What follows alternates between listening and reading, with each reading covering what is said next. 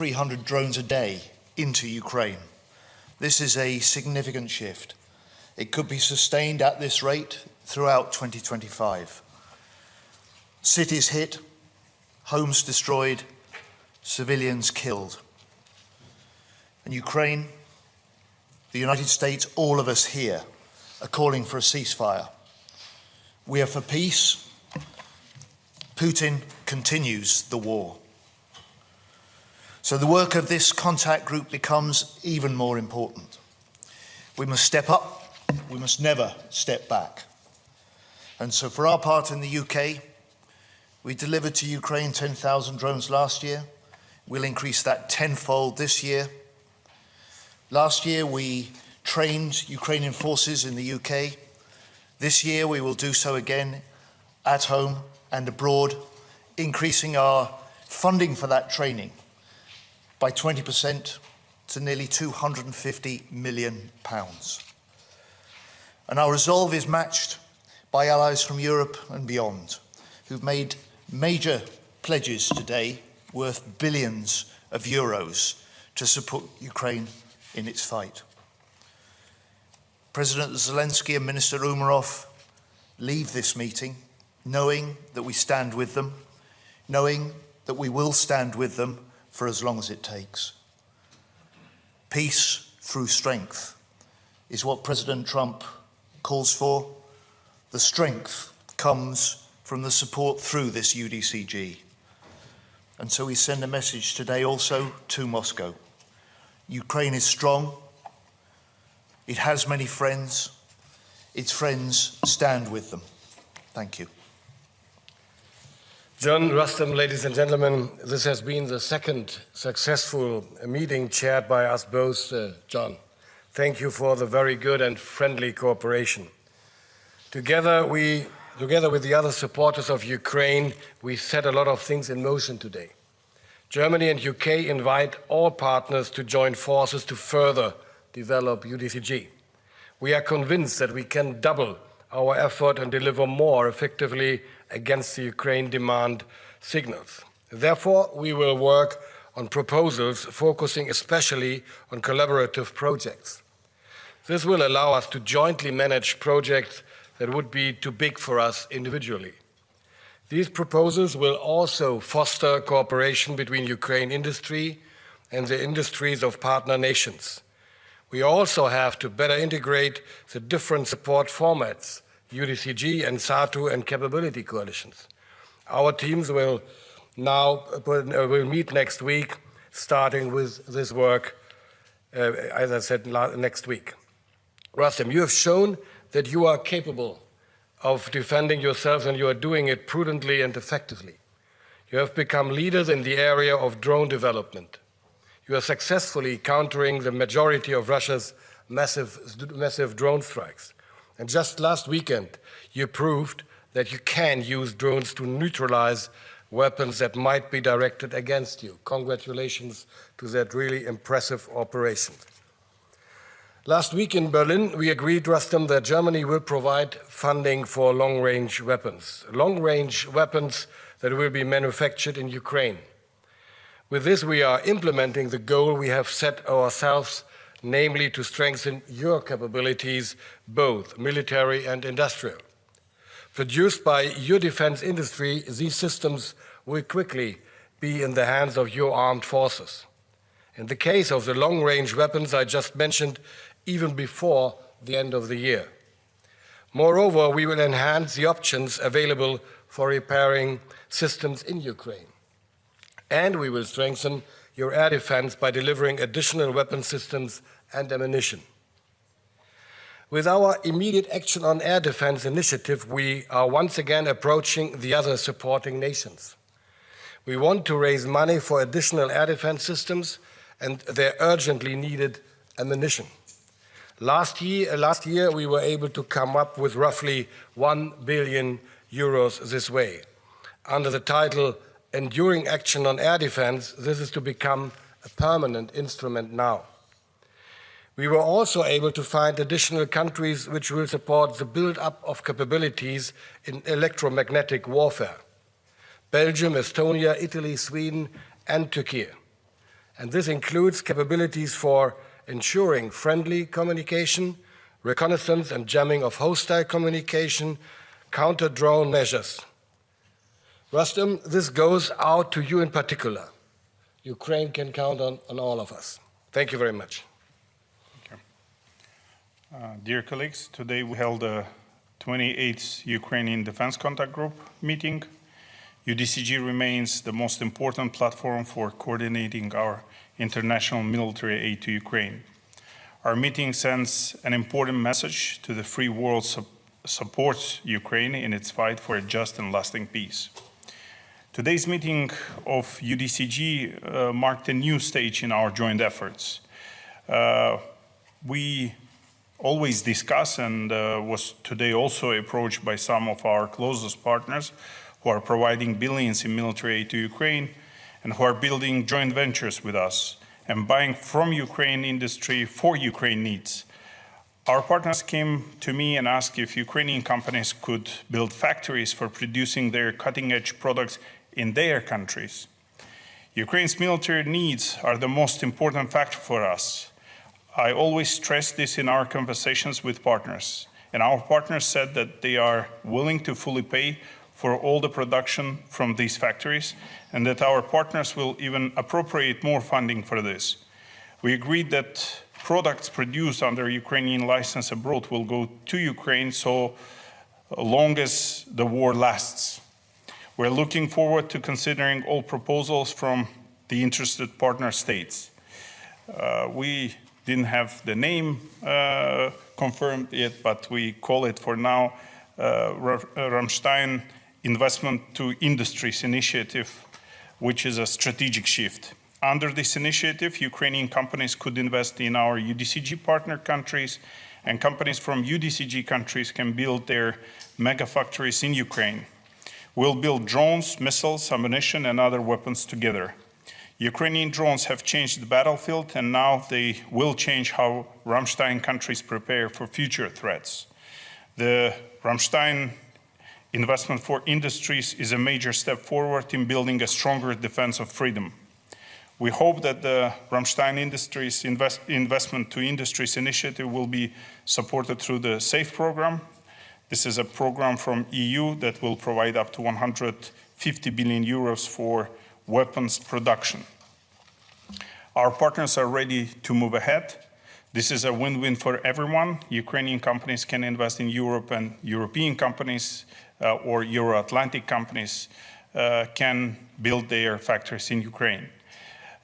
Ukrainian companies, of course, will gain access to financing, advanced technologies, and new production sites, and strategic partnerships with leading global players. Our allies will have the opportunity to build their industrial strengths, but with all weapons supplied to Ukraine. Together, we are not only defending freedom, we are shaping the future of Ramstein defense.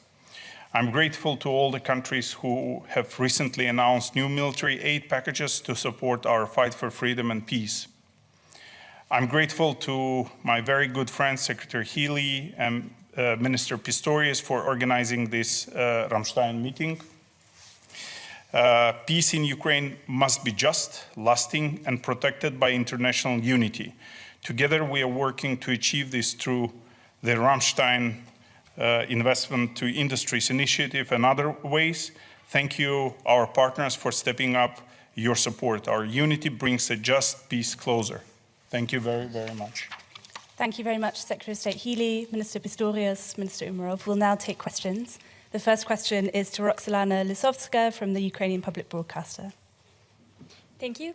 My question for both of us and Secretary Healy and Minister Pistorius. So on May 10, the leaders of the coalition of willing agreed the framework of sanctions against Russia in case if Russia slows down the peace talks. So in the past few weeks, Russia hasn't shown any really interest in negotiations. Should we expect those sanctions to be applied? And if yes, when? And also, I have to ask, were Britain and Germany aware of Operation Spider's Web, and how can you assess it?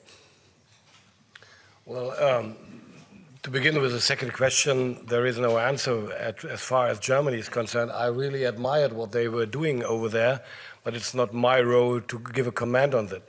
So I'm sorry for that. The first question, we were talking about that issue several times, and I think it is a matter just of a couple of days whether there will be another stronger sanctions or not. This is not up to me. It's a decision of the entire government in Germany. But of course, we are in close contact with the European Union and with our partners and with UK to discuss that. But I don't have, at least not for the moment, a concrete answer for you. I'm sorry for that too. So hats off to Ukraine for Spider's Web. It reminds us that Ukraine can inflict deep damage on the Russian military. It reminds us that Ukraine is very much in this fight and determined to prevail. And we, as the nations standing with Ukraine, are determined to support in whatever ways that we can. And on the coalition of the willing and the announcement of sanctions, it's quite clear that this war must end in the end at the negotiating table and not on the battlefield. It's why President Trump's ceasefire initiative is so important. Putin has talked about peace, but shown he's unwilling to negotiate. And so more pressure must be brought on Moscow to come to the negotiating table, to negotiate seriously, because Ukraine has demonstrated it stands willing for peace. US is trying to lead those negotiations, and we as nations supporting Ukraine will do everything we can to help that process. The second question is for Johnny Beale at the BBC. Thank you very much. I know Pete Hegseth did not turn up for this meeting, but he is expected to arrive tonight. We are told by his ambassador to NATO that he will come with a very clear-cut message, and that is that, in his words, every ally must commit to investing at least 5% of GDP on defence and security, starting now. I'd like to ask Secretary Healy, I mean, you haven't even been able to give a clear-cut commitment on 3%, so are you worried you're going to disappoint your US allies on this? If I could ask Minister Pistorius, when will Germany commit to 5%, and by when, what sort of timetable are you looking at if you even can meet that? Mr. Umerov, if I could ask you, sir, I think we've been told that Ukraine will be represented at the NATO summit in The Hague later this month. Can you tell us whether President Zelensky will be attending? We're not clear on that. Thank you. So summit discussions are for the summit. But those summit discussions will not just be about funding profiles, they will be about the crucial capabilities that each one of the 32 nations will contribute in the years ahead to strengthening NATO's collective deterrence and its collective defence. It is a matter not just of how much nations spend, but how they spend it. And in the UK, we've recently released our Strategic Defence Review that sets out a 10-year vision for how we'll transform Britain's forces, reinforce our NATO first contribution to this alliance, and we recognise the urgency. We're a government that's increased funding for defence by £5 billion this year, made the plans to increase to 2.5%, a level that the UK has not spent for 15 years, and we'll do that in 2 years' time. We will do that by switching money directly from overseas development aid. It's a tough decision to do. And as the Prime Minister said, we're committed to spending what we need to deliver that strategic defence review. But the 5% does matter to the Americans. Can you make it? I mean, do you think you're worried you'll disappoint them? No, we will enter the discussions at the summit. The commitments that we make are valued as capabilities to this coalition. The NATO and NATO allies, including the US, value what the UK brings to NATO. We're the only nation with a nuclear deterrent that commits it in full to the NATO alliance, to all of our allies. Yesterday, I confirmed that we will double the amount of investment in this Parliament on drone and autonomy technology that will transform our forces, making our commitment to NATO stronger. And I also announced that yesterday we put £1 billion into our laser weapons, Dragonfire. Within 2 years, we'll have that in operation on our destroyers, and then the following year we'll put it in the hands of our army, reinforcing the British armed forces, but making an even bigger contribution to NATO. It's important to measure the nation's contributions to NATO in what we provide as well as what we pay. In the first place, I would like to highlight that there is nobody who really postulates 5% by anybody from now on, because this is really unrealistic. What we are talking about is to increase the percentage in the years to come. This is possible and certainly needed. We will, as John highlighted too, we will discuss that topic on the summit. And it's not about disappointing anybody. It's about negotiating about what is necessary and about what is possible. This is a negotiation between grown-up people and responsibilities in the nations. And what I rather prefer to discuss about is we need and we must achieve the NATO requirements, the NATO capability requirements, and the national ones. This is our task, which has to be fulfilled up to 32 or 33, the latest, whatever. And that costs a ton of money. Let it be 2.5 or 3% or 3.5. But there's one challenge with it which nobody really discusses about. It's not only, as I mentioned earlier, it's not only about the percentage and the money and in euros or dollars or whatever.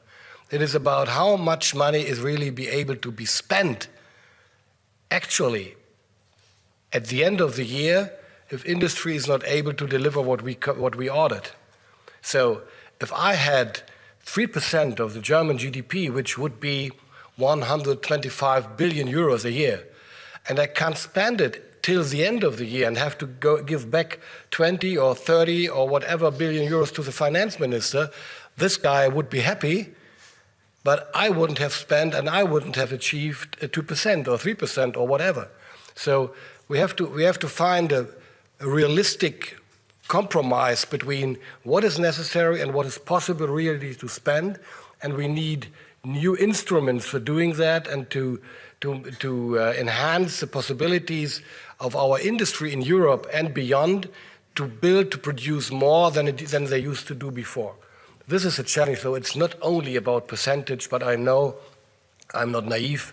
We will discuss about 3.5 or 1.5%, whatever, but what we need is to remain realistic. If we are invited, we will definitely consider it. We shall be invited. You know that Ukraine sometimes not invited. So this is the biggest challenge to us. You can't say who's coming, though. If, as I said, we will be invited, I'm not aware of this actually discussion because not my pot of coffee, but we definitely always consider. Thank you. The next question is for Sabina Siebold, Reuters. Thank you. Minister Umerov, another question on the summit.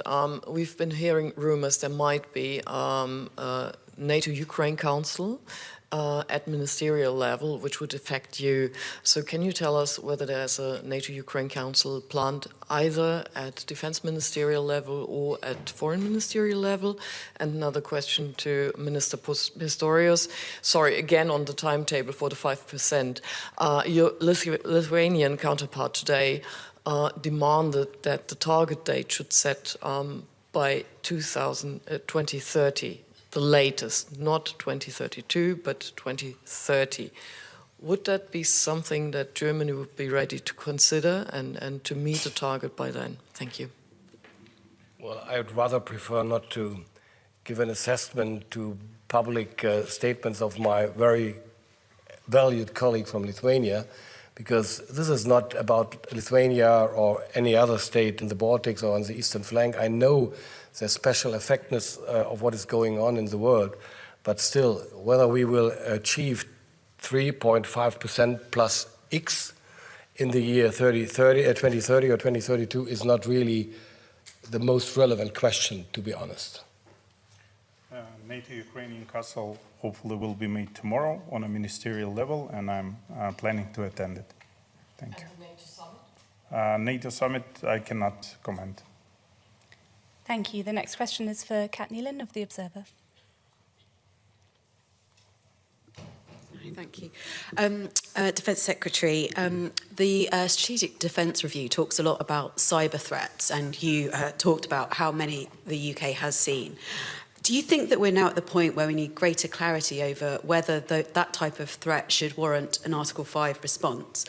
And to the other two ministers, when the Strategic Defence Review was published, there was an expectation that there would be some time for it to be digested in capitals around Europe. Have you had a chance to look at it, and what is your view of that? So you're right that the UK, and it will be the same for Boris in Germany, has been subject to an increasing level of cyber attacks. We in the defence field have been the subject of 90,000, at least 90,000 attacks in the last year, directed at defence across the board, all of which can be linked in some way to states. So there's a level of aggression which is rising. There's a level of threat which is increasing, not just to defence but to the way of life, because it has civilian impacts as well.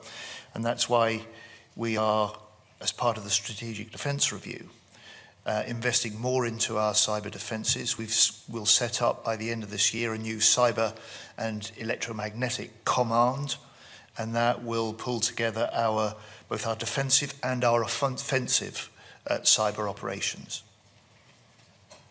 I have to confess I didn't read it yet completely, because it's more than, I think, 5 pages. But I read kind of a summary, and I asked my experts in my ministry to give me a bigger overview of what is really written in it. Unfortunately, I don't really know why, but I didn't have the time for it for the moment, but I'm very curious to read it. It's a great product. Actually, thankful to Secretary Healy for sharing, and I started reading it. It takes a lot of time to come to UDCG meetings, so it's a good way to read. I didn't finish it yet, but it's a great, great product, and thank you for sharing. I think your journeys are longer than ours to get here. Definitely. But the answer to your question about Article 5, I think you'll find that NATO has already recognised that cyber and hybrid attacks could form the basis of an Article 5 appeal. But they haven't specified how or where that threshold might be crossed. No, but your question was whether it is conceivable that a level and severity of cyber-related attacks could form the basis for an Article 5 appeal, and I think you'll find that NATO has already confirmed that could be the case. Thank you. The next question is for Stefan Israel from Table. Yes, Stefan Israel for Table Media. So to come back on the absence of the US defense minister, I mean, what does this say looking at the support of the United States for Ukraine, for its defense capabilities for the future, looking at the summit also? And then a second question for Minister Pistorius. Can you confirm there were reports that Russia destroyed IRIS-T system, I think, recently these days? I can't confirm it, at least not at the moment. Oh, look, the American challenge to the European nations is clear. It was there in the first UDCG that the UK convened and I chaired, and that is that it rightly is looking to European nations, and we are leading in Germany and the UK together through the UDCG to step up and do more in our leadership of the support of Ukraine. We have, we are, and we will. And the final question is for Ukraine from Dmytro Shursko. National News Agency of Ukraine, thank you for the floor. To State Secretary Gili and to Minister Pistorius, if I may. Tomorrow, you will, among the other defense ministers, discuss the new ambitious defense spending. So what is your perception of the idea to channel at least some part of these new defense spending to be approved in GAG to the fixed assistance to Ukraine, to make that assistance more predictable? And for Minister Umerov, if I may. We know from the media report that China sharply reduced the export of components of FPV drones, not only to Ukraine, but also to European partners, so that to reduce the production of these kind of equipment. Had the front line felt that kind of development? And is it possible to fill the gap using the Ukrainian industries and maybe potential and capacity of the European industries also as well? Thank you. I'm sorry, it's my fault, but I didn't understand properly your first question. My first question was that do you accept the idea that the certain part of the new defense spending in each and every country could be channeled to the assisting Ukraine? For instance, 0.25, 0.1, and so on percentage. Thank you. Up to now, that was not a topic of the discussion. I don't know whether that is foreseeable for the summit or for tomorrow. But of course, we are doing everything we are able to do, what we proved today another time, to support Ukraine with whatever we can achieve and how long as it takes. So the focus of the discussions I have with Minister Umerov, and I'm sure it's the same with Boris, the focus for our discussions at the UDCG here are what does Ukraine most need? What is our plan together for 2025? And how quickly can we, as the nation standing with Ukraine, supply what is needed? And what we provide and how quickly we deliver it is more important than a sort of general discussion about levels of spending. But on levels of spending, in the UK, part of stepping up and speeding up our support for Ukraine means that in this year, we will be spending on military aid to Ukraine £4.5 billion. That's a higher level of support than ever before. And we will continue our support next year and the year beyond and the year beyond that for as long as it takes. Sorry, may I ask a follow-up question? There's been a lot of confusion today on this point. When you talk about GDP, I'm sorry, I'm Lara Jackson with the New York Times. When you talk about GDP percentages, whether it's 3.5% or 5% or whatever, will the definition of core military capabilities for domestic defense now include aid to Ukraine? I think that's what we're trying to understand, if that's part of the discussion right now. Thank you. It's not part of the discussion today at all. Yeah, I'll answer. Our capacity or capability in Ukraine to produce drones is up to 10 million drones, and it costs us $11 billion. We invest up to $5 billion, and there is a gap of $6 billion. So that's what I addressed to UDCG. As for your specific question, on FPV, we are able to produce ourselves, but we have a shortage of finances. On Mavic drones, which is Chinese production, there was reports of, let's say, that it was redirected to Russia rather than to Ukraine.